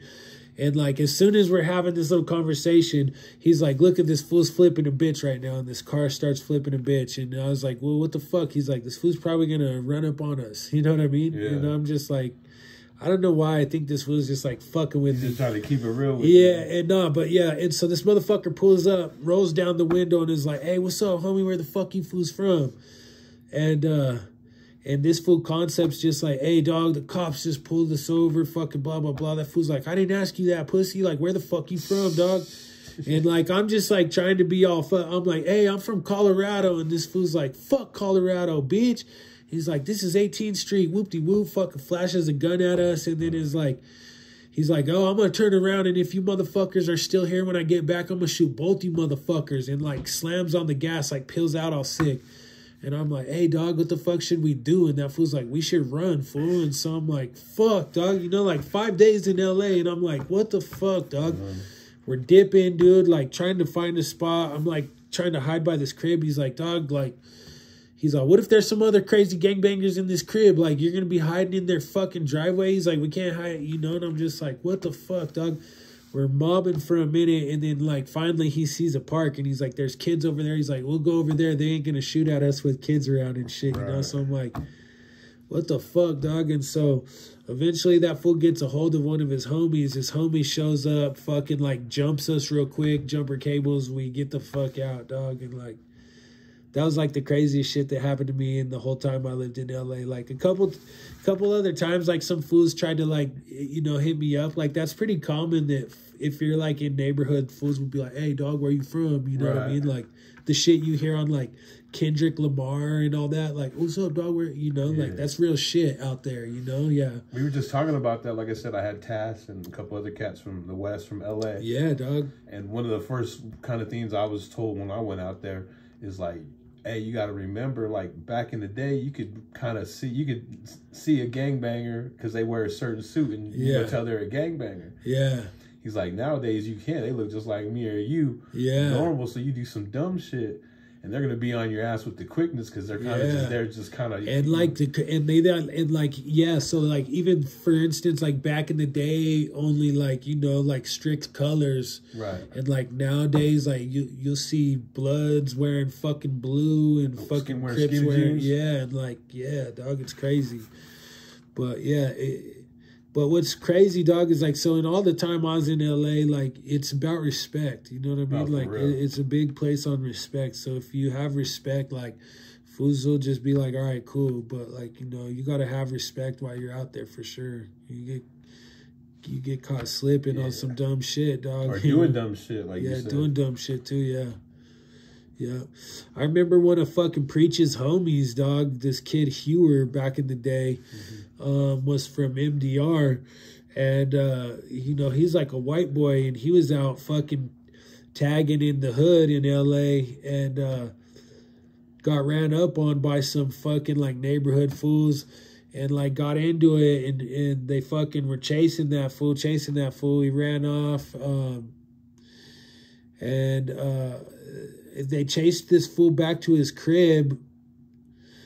Hewer chased this fool from the neighborhood back to his crib and then was like fucking ended up getting blasted, got killed by one of these little neighborhood homies, you know what I mean? Like tagging on some tag shit, dog. So and they're the ones you gotta watch out for. Yeah, the little fools. Little homies. Yeah. Not even like like we say here, like the little homies here are 18, 19. Yeah. Nah, fool. The little homies in LA are fucking 13, 14. Dude, They're the ones that'll smoke your ass in a minute. Like, it's crazy, dog. Yeah, it's crazy when you go to like spots like Boyle Heights. Well, I don't know. The last time I was in LA was probably a couple years ago, dog, and it's getting gentrified in a lot of spots. It's kind of crazy, but like, like when I lived there, like Boyle Heights, dog, like all these certain spots, dude, were pretty fucking like treacherous areas, dog. You know what I mean? Like you're saying, like little fools like 12, 13 fucking tatted up, fucking out on the block and shit, slanging. Like, we were there by the big homie's house in Huntington Park, and right there on the corner, I don't remember the name of the burger shack, but you seen the little homie hit up a big old fucking broad daylight, like, you know what I mean? They don't give no fucks, dog. They raise them, you know, that shit is generational. I kind of, man, it's weird. I had a love-hate.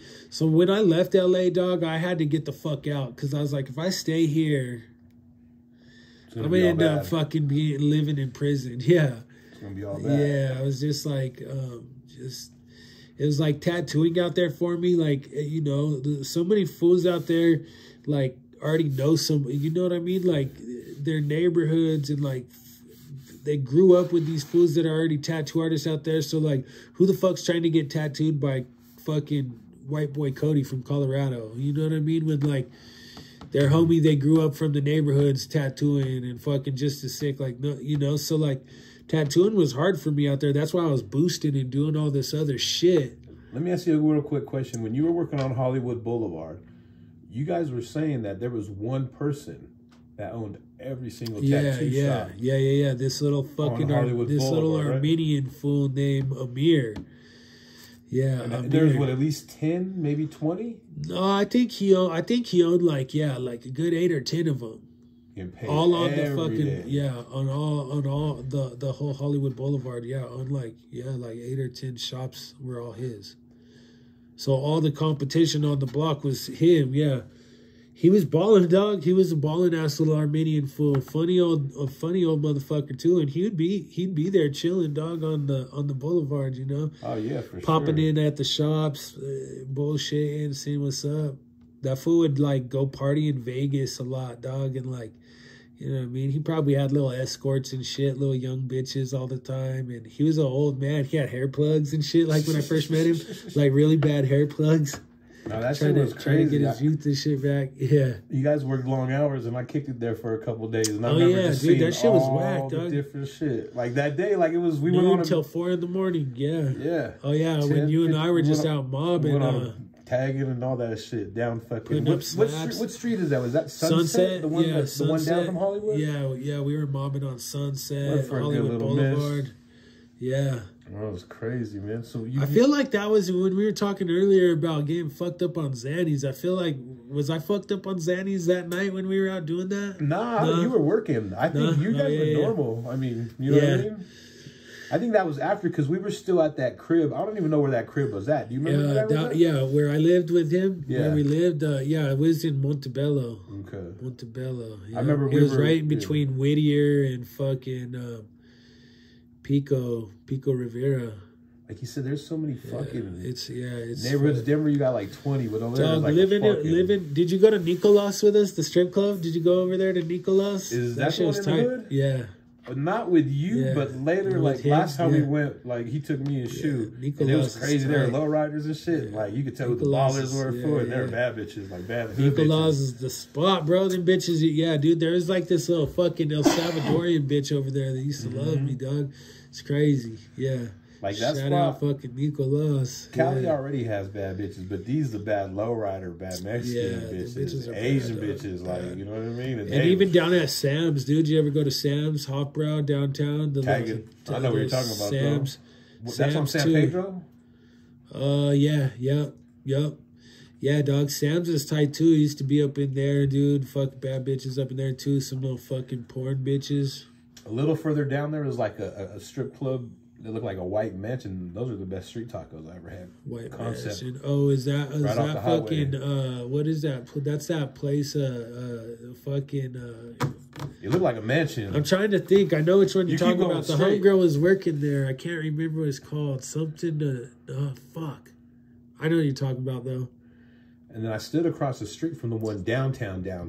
Yeah. Right by the highway. You know what I'm talking about? Yeah. And I think Concept said you guys lived in that building. He said that was the ATR. It's like, right, I don't know what it is, but it's, you know where the strip club is downtown? Yeah. Literally like catty corner from that little, it's like a white building that has a bunch of apartments in it. If you go down a couple blocks, you get to Washington, and you go down a couple more, there's McDonald's and Figueroa and all that shit. I can't remember that spot, but... Dog, yeah, LA's tight. Shout out LA. I fuck with LA. I like to visit more than I like to live. No, for sure. I'm trying to go out there soon, actually, and go fucking post up. And I went out there during COVID a couple times, bro. Like $50 round trip. COVID was tight, bro, for traveling. Yeah, I loved that shit, dog. And like, I don't know, like if on any airplane, but like, dog, there were a couple times that I flew where like I had the whole row to myself. Dog, the first time I loved that shit. There was literally like 30 of us on there. That's what I'm saying, I had bro. No one around. That shit was tight. Yeah, I loved that. Whenever I could fly Friday morning at 6 and it's like that was lovely. They had to balance it out. Dog. I loved flying when COVID was cracking. I was all about it, bro. I was like, this is the tightest shit ever. Like, and I took advantage of it because I was like, Usually I have anxiety when I'm traveling because it's all crowded and fucking I'm like, did I forget something? Did I blah, blah, blah, blah. I get traveler's anxiety and shit. I need to get the fuck out of the country, bro, again. Just this last time I came back about 3-4 months ago, bro, it was packed as a motherfucker. So I'm saying, bro. And I'm in a row with not one fat motherfucker, 3 fat motherfuckers. And then this fool next to me is just like being a fucking weirdo. Like, you know what I mean? The way he's talking, he's literally trying to mac on every chick, but just like with cheese ball lines. And at one point, the fucking main flight attendant from the front had to come. And when she came to talk to him, she, you know, he said something about, oh yeah, you had to come all the way back here to, you know, because my voice is so irresistible. She's like, no. She's like, we could fucking hear you all the way at the front, and you haven't stopped, and you're trying to talk to every chick, whatever. Yeah, like pump the brakes, homie, no fly zone. He asked me if I had my library card. He was just weird, bro, and I'm just trying to mind my business. I'm already, like I said, we're all fat. You're just trying to library card, dog. What the fuck do I look like to you, bro? Get the fuck out of here. It was weird, bro. Yo, dog, so peep this shit. The other day, dog, I took my daughter to go get pictures done with Santa over at Cherry Creek Mall. And this fucking fool, this fool's like checking us out. We're like buying the pictures and shit. And the fool's like ringing us out. Looks like an old white like tweaker fool. And he's like, do I know you? And I'm like, no, I don't think so, dog. And he's like, did you ever do time in the service? And I'm like, no, I never did. Never in the service. And then he's just like, my baby's mom's right there too. You know what I mean? Like, shout out my baby mom, Haley. She's cool as fuck. She's a homegirl. We be co-parenting like a motherfucker. And she like, and this fool says like some weird shit, dog. Like some weirdo shit. He's like, it's like your voice or your scent is familiar to me or something. And she's like, fucking like taps me. She's like, your scent? Like, what the fuck is this fool? Like, what? And she's funny, dog. And she's like, I'm going to take our daughter over here to safety and shit. And just like walked off and took our daughter with her. And I was just like, what the fuck? I'm just like, nah, dog, I don't know you. You know what I mean? Like, he's just like, you some shit, you know what I mean? Like, homie, you better get off that Adderall. You fucking tweaking, Holmes. Check this shit out too, dog. This was like a week ago. So I'm at L&L in Aurora, and I order my food, right? And I sit, you know how there's that cooler? I sit in that first seat right there. You know what I mean? So I'm just sitting, I order, like I said, waiting for my food. And this fool from like across the restaurant, like gets up. And I see him, and he's walking toward me, and he sits right next to me. And I'm just like, what the fuck? Yeah. And he's like, what's up? And I'm like, what's up? Yeah. And he says something, and I'm like, do I fucking know you, bro? Yeah. And he's like, no. And I'm like, so what's up? Yeah, you're like, what? Yeah, what's good? Then he was like, well, that dude was coughing over there. And like the dude, and I was like, all right, cool. Yeah. He's like, you from Cali? And I'm like, huh? I'm like, nah, fool, I'm from here. But it was just some weird ass shit, random, bro. Like, and he was literally trying to talk to me, and I was just like, yeah, you're like, dog, I'm trying to eat in peace, dog. Like, the fuck out of here. Well, I wasn't trying to eat. I was waiting for my food, but I just didn't know him. Like, you know, he was like grubbing, bro, like right in front, like trying to talk to me and stuff. And some I was weirdo like, we're shit. homies, and like, I was like, do I know you? Because I be high all the time off this Be Good weed, if you don't know. Yeah. I just had to like figure out what's going on. I like that's like, what's up? I'm an introvert motherfucker too, dog. Like I don't like you know what I mean? Like I'm not a dick or nothing, you know what I mean? I chop it up and shit, but like also I'm trying to mind my business and shit too, you know what I mean? No, for sure. A lot of times I get weirded out when people like you know, sometimes I forget that I'm so heavily tattooed and like you know what I mean? Like look the way I look, and so I'll be like taken back sometimes, or like, why the fuck do people, you know, want to fucking talk to me or like fucking bother me or, you know, this and that. Do you ever get people that ask you about your face tattoos and shit like that, or like, you know what I mean? And you get the stupid little questions and shit. What's your response? Like, you know, a lot of times people assume that I've been locked up. I mean, I have been, but I've never been tattooed in fucking jail. You know what I mean? But like, yeah, that's usually, where'd you do time at? I'm like, a lot of places, but like none of these tattoos reflect any of that. Yeah, you know what I mean? Like, yeah, like no prison stints. No. But county kicked my feet up and fucking, you know what I mean? Collect my commissary like a motherfucker, dog. You know how to make some ghetto ass fucking jail meals? Spreads and shit, yeah. Yeah. You ever make that shit or not? Yeah, hell yeah. Like a motherfucker, especially this last time I was in Cali, dog, I was living off them motherfuckers because the food was trash. And so, yeah, running with the Southsiders, bro, a lot of us just pitch in our commissary and fucking make big old spreads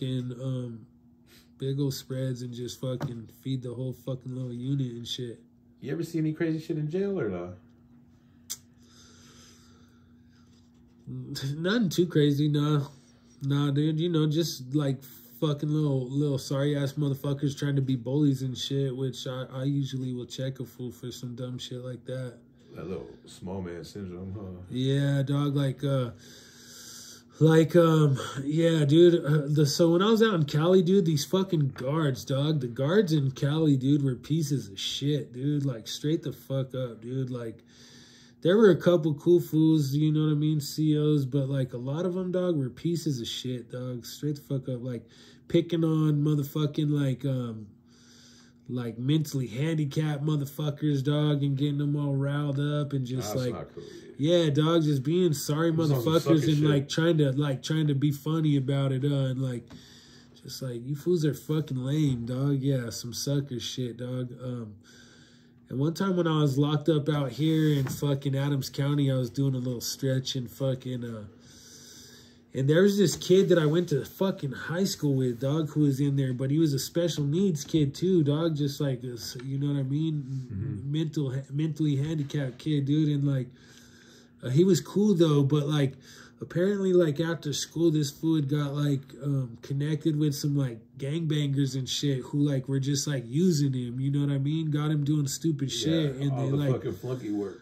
Yeah, they had this fool fucking, like, fucking ripped the bars off of a fucking gun store, dude, with a car, like, chained to the, you know what I mean? He got caught up, fucking ended up going to prison, dog. Like, he was just in county jail waiting to go to prison, but while I was in county, fools were just like fucking with him a grip, you know, and like I was like daily sticking up for this fool, about to bang on fools for the homie, you know. I'm just like why you fools picking on this fool? You see that he's fucking, you know what I mean, right. Not right. Like, the fuck, dog, like, you're a fucking grown ass man, dude. You over here picking on this motherfucker and just like, I just always hated motherfuckers like that, you know what I mean? I don't like no bully shit, dog. Like, fuck all that noise. Like, you know, I like to throw heads, you know what I mean? I like to scrap. I like to get down. Cause, so like if some fools are like bullies or being pieces of shit, dog, like, then I could be like, all right, cool, I could fuck this fool up and not feel bad about it. You know? Were you a fighter back in the day? Yeah, hell yeah. Yeah, I used to get it all the time. Nice. Yeah, I used to scrap a lot. You know, well, like we were talking about earlier, dog, I got homies, you know what I mean, with little man fucking syndrome, dog, so I was fighting a lot, you know what I mean? Not that I wanted to always, but like, you know what I mean? Like, yo, you're the homie, dog, whether you're right or wrong. If I'm out with you and some fools are gonna, you know, take flight on you, I'm gonna fucking have your back. Have your back, yeah. Regardless. So, yeah, I fought a lot. But you know, nowadays, dude, you know what's crazy is now, dude, I be doing fucking jujitsu and fucking Muay Thai at this spot called the Compound up in Centennial, and I'm like the most humble. I'm the most I'm the most dangerous I've ever been in my life, but the most humble and like chill at this point. You know what I mean? Right. Yeah. It's almost like I have no desire to fight anybody at this point, but I could really fuck somebody up really bad. Yeah. So watch out, don't be fucking with him, shit. Yeah. Or if you know some bullies, send them my way. You know what I mean? Hey, let's talk about this unreleased album you have here, bro. Yeah, dog. I went through like a little stretch where I was just recording and making music. Just got back into it. You know what I mean? I was kind of just. It was when I was married. Oddly enough, you know what I mean? My baby's mom and my daughter would fall asleep and I'd be up still, you know what I mean? And so I just started fucking making beats. Then I started writing songs, and before I know it, I had like a pretty dope little album put together. I just never put it out. I got it all mixed, mastered. Oh, the whole nine. Yeah, it's like tracked out and like it's all ready to go. Like all I ever had to do is drop it. Get that shit online. It's crazy. I even did that. I even did all that shit and just never put it. Hey, we didn't talk. I did everything. We didn't talk at all about you making beats. I forgot to mention that you make beats. How did you get into making beats? And were you making beats before rapping? Or about the same time? About the same time. About the same time, yeah. So you gave up breakdancing, or not that you gave it up, but when you decided you were done, I wasn't rapping. I still was breakdancing when I was making beats and rapping for a while, but yeah, I just started. Breakdancing is fucking hard on the body, dog, and like I'm a big motherfucker. Like I said, like I'm bigger than most fools you'll see breakdancing. You're not gonna see many motherfuckers like over 6 foot, dog, over 200 pounds, b-boy. You know what I mean? No, like that shit's super unheard of. And what's crazy is like even the motherfuckers who I thought were big, like on videos and shit. They weren't even big, dog. They were just next to fools. They were so small that, like, they had seen, you know what I mean? Like, there's a couple fools I thought they were, like, my size. And then I met them in person. They were, like, 5'7", you know what I mean? Like, tiny little motherfuckers. And I'm like, damn, on the video, you look like you're, like, 6'3". I'm just like, nah, the motherfuckers I'm around are just fucking 5'2", you know what I mean? Right, so I look like I'm tall, yeah. So, but, yeah. So yeah, I started making beats when I was like 15, 16, started out on like Fruity Loops. I had a homie, who was already kind of doing it, and then, I seen what he was doing, and then I kind of got involved in it. My dad was like I'll save my dad for like all the times when we didn't get along when I was young. He was a very eclectic music listener, and he had like he had mad like vinyl, and he had CDs and just all sorts of like music. Yeah, and like I used to cut samples. I would go through that fool's music and cut samples and make beats out of shit, like classic rock, fucking classical, just like all sorts of shit. Fool just had all sorts of shit, man. And yep. Who were like some of your influences as far as like producer wise? What were you kind of listening to? Ooh, you know, fuck, man, the RZA, Premier, fucking, Madlib, dog, fuck, Blockhead, fucking Dilla's sick, dog. I mean, fuck, man, producers. I just love all sorts of motherfuckers, man. Producers, fucking Ninth Wonder is fucking nice with it. Shit, fucking Alchemist sick as fuck. Mugs, Soul Assassins, them fools are sick. All that 90s hip hop influence. Yeah. The 90s, dude, that was like that was like, you know, that's where my love for hip hop was, is like just growing up in the 90s. It was just like, the fuck are you doing with your life if you're not doing hip hop? Right. Out of everything that you've done, excluding like the tattoo, what do you feel that you were the best at? Like, were you the best rapper? Were you the best producer? B-boy? You know, because you do tattoo for a living, so I'm going to just say that doesn't count. You know what I mean? Because obviously you make a living off of it. Fuck, man. I don't know. That's a good question. I think that I was good at all of it. I think I was pretty good at all of it.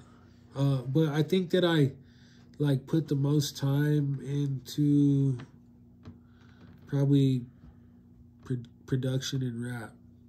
You know, I put a lot of time into breakdancing, but once I was like, it's fucking my body up. Yeah, he said, you're a big dude. That was only gonna last so long, bro. Yeah, like the breakdancing was only gonna last so long. I even ended up getting shoulder surgery. You know what I mean? Fucking blew my shoulder out. So yeah, the breakdancing was limited just because I wasn't really the body type for it. But yeah, I think like, yeah, probably Probably the production in the rap for sure. All right. Yeah. Well, shit, man. We're gonna take a little bathroom break real quick. We're gonna pause and then we'll be right back. Sure. You should download that shit too.